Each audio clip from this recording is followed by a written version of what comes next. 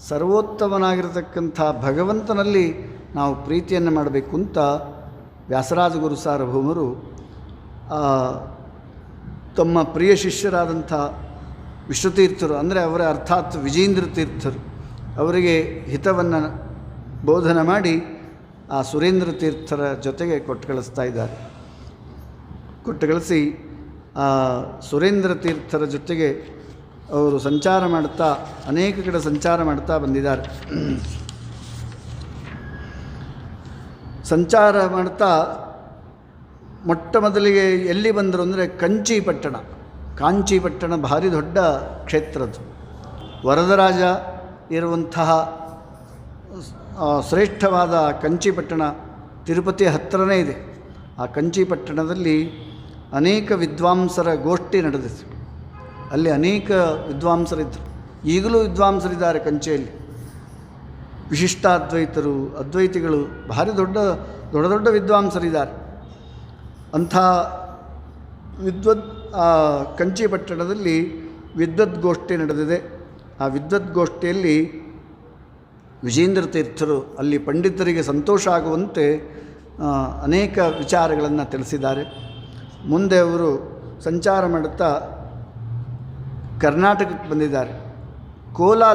ಕೋಲಾರ ಅಂತ ಒಂದು ಇಲ್ಲೇ ಹತ್ತಿರ ಇದೆ, ಆ ಚಿನ್ನದ ಗಣಿ ಕೋಲಾರದ ಹತ್ತಿರ ಬಂದಿದ್ದಾರೆ. ಆ ಕೋಲಾರದಲ್ಲಿ ಅನೇಕ ವಿದ್ವಾಂಸರಿದ್ದರು. ಆ ವಿದ್ವಾಂಸರ ಜೊತೆಗೆ ವಿಚಾರ ಮಾಡ್ತಾ ಇದ್ದಾರೆ, ತತ್ವ ವಿಚಾರಗಳನ್ನು ಮಾಡಿ ಅವರ ಜೊತೆಗೆ ವಾಕ್ಯಾರ್ಥ ವಿಚಾರ ಮಾಡಿ ಅದನ್ನು ಜಯಿಸಿದ್ದರಿಂದ ಅದು ಜಯದ ಗುರುತಿಗಾಗಿ ಅಲ್ಲೊಂದು ದೊಡ್ಡ ಪ್ರಾಣದೇವರನ್ನು ಪ್ರತಿಷ್ಠಾಪನೆ ಮಾಡ್ತಾಯಿದ್ದಾರೆ. ಅದು ಜಯದ ಗುರುತು ಇರಲಿ ಅಂತ ವಿಜೇಂದ್ರ ತೀರ್ಥರು ದೊಡ್ಡ ಪ್ರಾಣದೇವರ ಮೂರ್ತಿ, ಭಾರಿ ದೊಡ್ಡದಿದೆ, ಅಂತಹ ಪ್ರಾಣದೇವರ ಮೂರ್ತಿಯನ್ನು ಪ್ರತಿಷ್ಠಾಪನೆ ಮಾಡಿದ್ದಾರೆ. ಈ ರೀತಿ ಪ್ರತಿಷ್ಠಾಪನೆ ಮಾಡಿ ಮುಂದೆ ಅವರು ಸಂಚಾರ ಮಾಡುತ್ತಾ ತುಮಕೂರಿಗೆ ಬಂದಿದ್ದಾರಂತೆ. ಅಲ್ಲಿ ಸುರೇಂದ್ರ ತೀರ್ಥರ ಸುರೇಂದ್ರ ತೀರ್ಥರು ಅಲ್ಲಿಗೆ ಬಂದಿದ್ದರು. ತಮ್ಮ ಗುರುಗಳಾದಂಥ ಸುರೇಂದ್ರ ತೀರ್ಥರ ಒಂದು ಭೇಟಿಯಾಗಿದೆ. ಸುರೇಂದ್ರ ತೀರ್ಥರು ಅವರು ಕೂಡ ಭಾರಿ ವಾಕ್ಯಾರ್ಥ ವಿಚಾರಗಳನ್ನು ಜನಗಳಿಗೆ ಬೋಧನೆ ಮಾಡ್ತಾ ಅಲ್ಲಿ ಆಮೋದ ಗ್ರಂಥಕ್ಕೆ ಅನುಮತಿಯನ್ನು ಗುರುಗಳಿಂದ ಪಡೆದು ಈ ನ್ಯಾಯಾಮೃತಕ್ಕೆ ಆಮೋದ ಅಂತ ಒಂದು ಗ್ರಂಥ ಬರೆದಿದ್ದಾರೆ. ಅದು 3 ಲಘ್ವಾಮೋದ, ಮಧ್ಯಮಾಮೋದ, ಗುರುವಾಮೋದ ಅಂತ 3 ಗ್ರಂಥಗಳನ್ನು ಆ ನ್ಯಾಯಾಮೃತ ಗ್ರಂಥಕ್ಕೆ ಬರೆದಿದ್ದಾರೆ. ಇಂತಹ ಶ್ರೇಷ್ಠವಾದ ಗ್ರಂಥವನ್ನು ಬರೆದು ಸುರೇಂದ್ರ ತೀರ್ಥರಿಗೆ ಭಾರಿ ಸಂತೋಷವನ್ನುಂಟು ಮಾಡಿದ್ದಾರೆ. ಸುರೇಂದ್ರ ತೀರ್ಥರು ಶಿಷ್ಯರನ್ನು ಕಾಣದೆ ಭಾರಿ ಚಿಂತಿತರಾಗಿ ಭಾರಿ ಸೊರಗಿ ಬಿಟ್ಟಿದ್ರಂತೆ. ಯಾವಾಗ ವಿಜೇಂದ್ರ ತೀರ್ಥರು ಬಂದರೋ ಭಾರಿ ಸಂತೋಷ ಆಯ್ತಂತವ್ರಿಗೆ. ಈ ರೀತಿ ಗುರುಗಳ ಒಂದು ಸೇವಾವನ್ನು ಅತ್ಯಂತ ಶ್ರದ್ಧೆಯಿಂದ ಮಾಡ್ತಾ ಇದ್ದಾರೆ. ಈ ರೀತಿ ಗುರು ಸೇವಾ ಮಾಡ್ತಾ ಅವರು ಕುಂಭಕೋಣ ಪಟ್ಟಣಕ್ಕೆ ಬಂದಿದ್ದಾರೆ. ಕುಂಭಕೋಣ ಪಟ್ಟಣಕ್ಕೆ ಬಂದಾಗ ಬಂದು 1-2-3 ದಿವಸ ಆಗಿತ್ತು. ಆಗ ವ್ಯಾಸರಾಜ ಗುರು ಸಾರ್ವಭೌಮರು ಹರಿಯ ಪದವನ್ನು ಸೇರಿದ್ದಾರೆ ಅಂತ ಅವ್ರಿಗೆ ಗೊತ್ತಾಯ್ತು, ತಿಳಿತು. ಆಗ ವಿಜೇಂದ್ರ ತೀರ್ಥರಿಗೆ ಸ್ವಲ್ಪ ವೇದನೆ ಆಯಿತು. ಯಾಕೆಂದರೆ ತಮಗೆ ವಿದ್ಯಾವನ್ನು ಬೋಧನೆ ಮಾಡಿದಂತಹ ಗುರು ಸಾರ್ವಭೌಮರು, ವ್ಯಾಸರಾಜ ಗುರು ಸಾರ್ವಭೌಮರು ಹರಿಮಂದಿರಕ್ಕೆ ಹೋಗಿದ್ದಾರೆ ಅಂತ ತಿಳಿದ ಕೂಡಲೇ ಭಾರಿ ವೇದನವನ್ನು ಪಟ್ಟಿದ್ದಾರಂತೆ. ಆಮೇಲೆ ವ್ಯಾಸರಾಜರು ಬೃಂದಾವನಸ್ಥರಾದ ಕೆಲವೇ ದಿವಸದಲ್ಲಿ ಆ ವಿಜಯನಗರ ಸಾಮ್ರಾಜ್ಯ ಹಾಳಾಗಿ ಹೋಗ್ಬಿಟ್ಟಿದೆ. ತುರಷ್ಕರ ಒಂದು ರಾಜರ ಒಂದು ಹಾವಳಿಯಿಂದ ಅದೆಲ್ಲ ಧ್ವಂಸ ಆಗ್ತಾಯಿದೆ. ಈ ವಿಚಾರ ವಿಜೇಂದ್ರ ತೀರ್ಥರಿಗೆ ಗೊತ್ತಾಯಿತು. ಅವರು ಕುಂಭಕೋಣದಿಂದಲೇ ತಮ್ಮ ತಪಸ್ಸಾಮರ್ಥ್ಯದಿಂದ ಅದನ್ನು ತಡೆಯುವ ಸಾಮರ್ಥ್ಯ ಇತ್ತು. ಆದರೆ ಜ್ಞಾನದೃಷ್ಟಿಯಿಂದ ನೋಡಿದರು. ಇದು ಭಗವಂತನ ಸಂಕಲ್ಪ ಅಂತ ತಿಳಿದು ಸುಮ್ಮನೆ ಆಗಿಬಿಟ್ರು.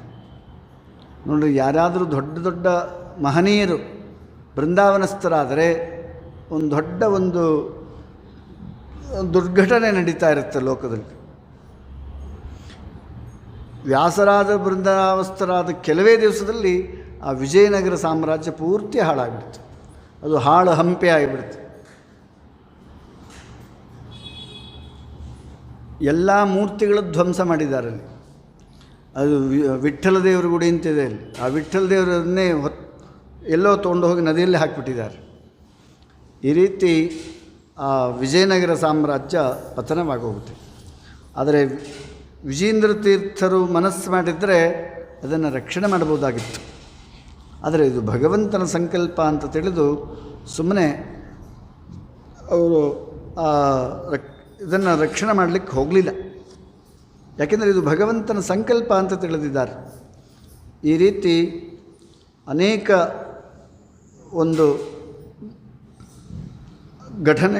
ಘಟನೆಗಳು ಅಲ್ಲಿ ನಡೆದಿದೆ. ಅನಂತರ ಮತ್ತೆ ಸಂಚಾರ ಮಾಡುತ್ತಾ ಎರಡನೇ ಸಲ ಅವರು ಎಲ್ಲ ಕಡೆ ಸಂಚಾರ ಮಾಡಿ ಕುಂಭಕೋಣಕ್ಕೆ ಬಂದಾಗ ಹಿಂದಿನ ದಿವಸ ದುರ್ಗಾದೇವಿ ಇವರ ಸ್ವಪ್ನದಲ್ಲಿ ನಿಮಗೆ ವಿಶೇಷ ಒಂದು ಜಯ ಸಿಗೋದಿದೆ, ಆ ಜಯದ ಗುರುತಿಗಾಗಿ ನಿಮಗೆ ಈ ಒಂದು ಮಾಲೆಯನ್ನು ಹಾಕ್ತಾ ಇದ್ದೇನೆ ಅಂತ ಆ ಸ್ವಪ್ನದಲ್ಲಿ ಮಾಲೆಯನ್ನು ಹಾಕಿದರು. ಅದು ಎಚ್ಚರ ಬಂದು ನೋಡಿದಾಗ ಮಾಲೆ ಅವರ ಕೊರಳಲ್ಲಿ ಇತ್ತು. ವಿಜೇಂದ್ರ ತೀರ್ಥರಿಗೆ ಆಶ್ಚರ್ಯ ಆಯಿತು. ಇದು ಭಗವಂತನ ಅನುಗ್ರಹ ಅಂತ ತಿಳಿದು ಅವರು ಕುಂಭಕೋಣ ಪಟ್ಟಣಕ್ಕೆ ಬಂದಿದ್ದಾರೆ. ಆ ಕುಂಭಕೋಣ ಪಟ್ಟಣದಲ್ಲಿ ಮರುದಿವಸ ಒಂದು ದೊಡ್ಡ ವಾಕ್ಯಾರ್ಥ ವಿಚಾರ. ಲಿಂಗರಾಜೇಂದ್ರ ಸ್ವಾಮಿಗಳು ಅಂತ ಶೈವ ಸನ್ಯಾಸಿಗಳು ಅವರು ಅಲ್ಲಿ ವಾದಕ್ಕೆ ಬಂದಿದ್ದರು. ದೊಡ್ಡ ಇತಿಹಾಸ ಪ್ರಸಿದ್ಧವಾದಂತಹ ವಾಕ್ಯಾರ್ಥ ವಿಚಾರಗಳು ನಡೆದಿದೆ ಅಲ್ಲಿ. ಅದು ಮರುದಿವಸ ವಿಜೇಂದ್ರ ತೀರ್ಥರು ಪಲ್ಲಕ್ಕಿಯಲ್ಲಿ ಕೂತ್ಕೊಂಡು ಹೋಗ್ತಾ ಇದ್ದಾರೆ. 4 ಜನ ಪಲ್ಲಕ್ಕಿಯನ್ನು ತಮ್ಮ ಹೆಗಲ ಮೇಲೆ ಧಾರಣ ಮಾಡಿ ವಿಜೇಂದ್ರ ತೀರ್ಥರನ್ನು ಕರ್ಕೊಂಡು ಹೋಗ್ತಾ ಇದ್ದಾರೆ. ಅವನು ಲಿಂಗರಾಜೇಂದ್ರ ಸ್ವಾಮಿನೂ ಒಂದು ಇದರ ಮೇಲೆ ಕಟ್ಟೆ ಮೇಲೆ ಕೂತ್ಕೊಂಡು ಆಕಾಶದಲ್ಲಿ ಹಾರಿಕೊಂಡು ಬರ್ತಾಯಿದ್ದಾರೆ ಮಂತ್ರಶಕ್ತಿಯಿಂದ. ಅದನ್ನು ಯಾರೂ ಅವ್ರನ್ನ ಕರ್ಕೊಂಡು ಬರ್ತಾ ಇಲ್ಲ, ತಾವೊಬ್ಬರೇ ಆ ಕಟ್ಟೆ ಮೇಲೆ ಕೂತ್ಕೊಂಡು ಆ ಕಟ್ಟೆನೇ ಹಾರಿಕೊಂಡು ಬರ್ತಾಯಿದ್ರು. ವಿಜೇಂದ್ರ ತೀರ್ಥರು ಅವರ ಶಿಷ್ಯರೆಲ್ಲ ನೋಡಿದರು, ಆಶ್ಚರ್ಯ ಆಯಿತು. ಆಗ ವಿಜೇಂದ್ರ ತೀರ್ಥರು ಶಿಷ್ಯರಿಗೆ ಪಲ್ಲಕ್ಕಿಯನ್ನು ಕೆಳಗಿಳಿಸ್ರಿ ಎಂದು. ಕೆಳಗಿಳಿಸಿದ ಮೇಲೆ ಆ ಪಲ್ಲಕ್ಕಿ ತನ್ನಷ್ಟಕ್ಕೆ ತಾನೇ ಆಕಾಶಕ್ಕೆ ಹಾರಿತದು. ಹಾರಿಕೊಂಡು ಆಕಾಶದಿಂದ ಬರ್ತಾ ಇದೆ ಅದು ಪಲ್ಲಕ್ಕಿ ಕೂಡ. ಎಲ್ಲರೂ ಆಶ್ಚರ್ಯಪಡ್ತಾ ಇದ್ದಾರೆ. ಅದ್ಭುತವಾದ ಮಂತ್ರಶಕ್ತಿ ಇದು. ಇದು ಐಂದ್ರಜಾಲಕ ವಿದ್ಯಾ ಅಂತ ಇದು. ಅದನ್ನು ಆ ಲಿಂಗರಾಜೇಂದ್ರ ಸ್ವಾಮಿಗಳು ತೋರಿಸಿದರೆ ವಿಜೇಂದ್ರ ತೀರ್ಥರು ತಮ್ಮ ಭಗವಂತನ ಒಂದು ಅನುಗ್ರಹಕ್ಕೆ ಪಾತ್ರರಲ್ಲ. ಅವರು ಸಾಮಾನ್ಯ ಮಂತ್ರಶಕ್ತಿ ಆದರೆ ಇವ್ರದ್ದು ವಿಶಿಷ್ಟವಾದ ಮಂತ್ರಶಕ್ತಿ, ಅಂದರೆ ಸ್ವಾಭಾವಿಕವಾದ ಮಂತ್ರಶಕ್ತಿ ಇದು. ಅದೆಲ್ಲ ನಶಿಸಿ ಹೋಗುವಂತಹ ಮಂತ್ರಶಕ್ತಿ ಅವ್ರದ್ದೆಲ್ಲ. ಆದರೆ ವಿಜೇಂದ್ರ ತೀರ್ಥರ ಮಂತ್ರಶಕ್ತಿ ಅದು ಅದ್ಭುತವಾದ್ದು. ತನ್ನಷ್ಟಕ್ಕೆ ತಾನೇ ಆ ಪಲ್ಲಕ್ಕೆ ಬರ್ತಾಯಿದೆ. ಬಂದು ಆ ಒಂದು ಸ್ಥಳದಲ್ಲಿ ವಾಕ್ಯಾರ್ಥ ವಿಚಾರ ನಡೀತಾ ಇದೆ. ಆ ವಾಕ್ಯಾರ್ಥ ವಿಚಾರ ಏನು ಮಾಡಿದರು ಅಂದರೆ, ಅವರು ಶಿವಸರ್ವೋತ್ತಮ ಅಂತ ಹೇಳ್ತಕ್ಕಂಥವ್ರು. ನಮ್ಮ ಶಿವ ವಿಷವನ್ನು ಕುಡಿದಿದ್ದಾನೆ, ಭಾರಿ ದೊಡ್ಡ ವಿಷ. ಸಮುದ್ರ ಮಥನ ಕಾಲದಲ್ಲಿ ಯಾರೂ ಕುಡಿಯಲಿಲ್ಲ. ಅಲ್ಲಿ ಪರಮಾತ್ಮನೂ ಇದ್ದ, ಅಜಿತ ನಾಮಕ ಪರಮಾತ್ಮನೂ ಇದ್ದ. ಯಾರನ್ನು ಕುಡಿದ್ರೋ? ಯಾರೂ ಕುಡಿದಿಲ್ಲ, ನಮ್ಮ ಶಿವ ಮಾತ್ರ ಕುಡಿದಿದ್ದಾನೆ ಅಂತ ಇವರು ಜೋರಾಗಿ ಹೇಳಿ ನಮ್ಮ ಶಿವನೇ ಸರ್ವೋತ್ತಮ ಅಂತ. ಆಗ ವಿಜೇಂದ್ರ ತೀರ್ಥರಂದರು, ಆ ವಿಷ ಕುಡಿದದ್ದು ಯಾರು ಅಂತ ನೀವು ವಿಚಾರಣೆ ಮಾಡಿಲ್ಲ. ನೀವು ಅವ್ರು ಕುಡಿದಿದ್ದು ಒಂದು ಹನಿ ವಿಷ ಅಷ್ಟೇ. ಎಲ್ಲ ವಿಷವನ್ನು ಕುಡಿದಿದ್ದು ವಾಯುದೇವರು. ಆದರೆ ಶಿವ ನಮಗೂ ಒಂದು ಸ್ವಲ್ಪ ಕೊಡ್ರಿ ಅಂತ ಕೇಳಿದರು. ವಾಯುದೇವರಿಗೆ ತಮ್ಮ ಶಿಷ್ಯರ ಮೇಲೆ ಒಂದು ಪ್ರೀತಿಯಿಂದ ಆ ವಿಷದ ಒಂದು ಹನಿಯನ್ನು ಸರಿಯಾಗಿ ತಿಕ್ಕಿ, ಈಗಿನ ಕೆಲವರು ತಿಕ್ತಾರಲ್ಲ, ಈ ತಂಬಾಕು ತಿಕ್ತಾರಲ್ಲ ಆ ಥರ ಅದನ್ನೆಲ್ಲ ತಿಕ್ಕಿ ಅದರ ಒಂದು ವಿಷದ ಒಂದು ಬಾಧೆಯನ್ನೆಲ್ಲ ಸಾರಾಂಶವನ್ನೆಲ್ಲ ತೆಗೆದು ಸ್ವಲ್ಪ ವಿಷ ರುದ್ರದೇವರಿಗೆ ಕೊಟ್ಟರೆ ಅದು ಕುಡಿಯುವಾಗ ವಿಷ್ಣುವನ್ನು ಸ್ಮರಣೆ ಮಾಡಿ ಕುಡಿದಿದ್ದಾರೆ ಅವರು. ಅದೆಲ್ಲ ಪ್ರಮಾಣ ತೋರಿಸ್ತಾ ಇದ್ದಾರೆ ವಿಜೇಂದ್ರ ತೀರ್ಥರು. ಅನೇಕ ಪುರಾಣ ಗ್ರಂಥಗಳ ಪ್ರಮಾಣ ತೋರಿಸಿ ಅವರು ಪರಮಾತ್ಮನ ಸ್ಮರಣೆ ಮಾಡಿ ಕುಡಿದ್ರು. ಆದರೆ ಅದು ಒಳಗಡೆ ಹೋಗಲಿಲ್ಲ, ಗಂಟಲಲ್ಲೇ ನಿಂತುಬಿಡ್ತು.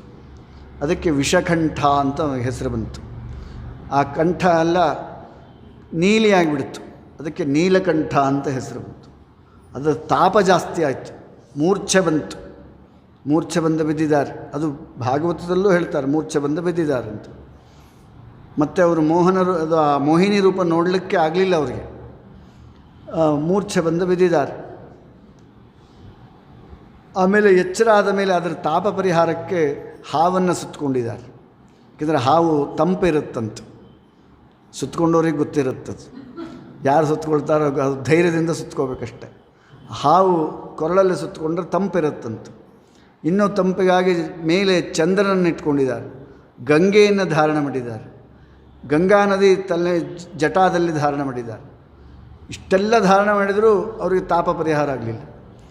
ಆಮೇಲೆ ವೆಂಕಟೇಶ ಮಹಾತ್ಮೆಯನ್ನು ಶ್ರವಣ ಮಾಡಿ ಆ ವಿಷದ ಬಾಧೆಯನ್ನು ಪರಿಹಾರ ಮಾಡಿಕೊಂಡಿದ್ದಾರಂತೆ. ಈ ಭವಿಷ್ಯೋತ್ತರ ಪುರಾಣದ ವೆಂಕಟೇಶ ಮಹಾತ್ಮೆ ಅಂತೇನಿದೆ ಅದನ್ನು ಶ್ರವಣ ಮಾಡಿ ಆ ವಿಷದ ಬಾಧೆಯನ್ನು ಪರಿಹಾರ ಮಾಡಿಕೊಂಡಿದ್ದಾರೆ. ಅದರಿಂದ ನೀವು ಹೇಳ್ರಿ ಯಾರು ಸರ್ವೋತ್ತಮ ಅಂತ, ವಿಷ್ಣು ಸರ್ವೋತ್ತಮನೇ, ಶಿವ ಸರ್ವೋತ್ತಮನೇ ಅಂತ ಈ ರೀತಿ ವಾಕ್ಯಾರ್ಥ ವಿಚಾರ ಮಾಡಿ ಆಮೇಲೆ ಆ ವಿಜಯದ ವಿಜಯವನ್ನು ಪಡೆದಿದ್ದಾರೆ. ಇಂತಹ ಒಂದು ದೊಡ್ಡ ವಾಕ್ಯಾರ್ಥ ವಿಚಾರ ನಡೀತು. ನೋಡ್ರಿ, ಲೋಕದಲ್ಲಿ ಅವರವರ ವಾಹನ ನೋಡಿ ಯಾರು ಸರ್ವೋತ್ತಮ ಅಂತ ತಿಳ್ಕೊಳ್ಬೋದು. ಈಗ ಶಿವನ ವಾಹನ ಯಾವುದು? ವೃಷಭ, ನಂದಿ. ಅದು ಭೂಮಿಯಲ್ಲಿ ನಡೆಯುವಂಥದ್ದು, ನೆಲದ ಮೇಲೆ ನಡೆಯುವಂಥದ್ದು. ಬ್ರಹ್ಮದೇವರ ವಾಹನ ಯಾವುದು ಅಂದರೆ ಹಂಸ. ಅದು ನೀರಲ್ಲಿ ನಡೆಯುವಂಥದ್ದು, ನೆಲದಲ್ಲಿ ನಡೆಯೋಲ್ಲ, ನೀರಲ್ಲಿ ಹೋಗುವಂಥದ್ದು. ವಿಷ್ಣುವಿನ ವಾಹನ ಯಾವುದು? ಗರುಡ, ಆಕಾಶದಲ್ಲಿ ಹಾರುವಂಥದ್ದು.